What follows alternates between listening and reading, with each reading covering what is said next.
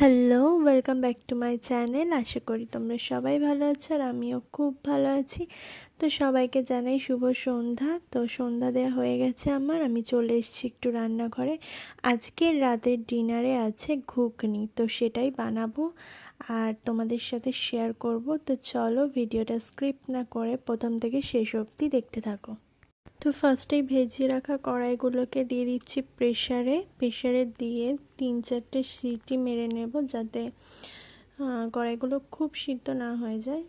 তো এদিকে ওভেন জ্বালিয়ে দিয়েছি, ততক্ষণ কড়াইগুলো সেদ্ধ হোক। আর এদিকে পেঁয়াজ আর আলু বের করে নিয়েছি, এগুলোকে কেটে নেব খুব ভালো করে।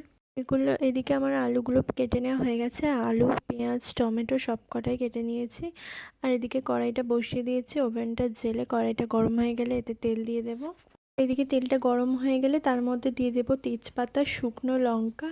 আমি যেহেতু খুব রিচ করব না, তো তার জন্য খুব একটা বেশি কিছু দেব না, জাস্ট সিম্পল করব। তো যাই হোক, ওগুলো দিয়ে দেওয়ার পরে একটু গোটা জিরেও দিয়ে দিয়েছিলাম। তারপরে আলুটাকে একটু ফ্রাই করে নেব ভালো করে। কিছুক্ষণ ঢেকে ঢেকে একটু আলুটাকে ফ্রাই করে ভেজে নেব।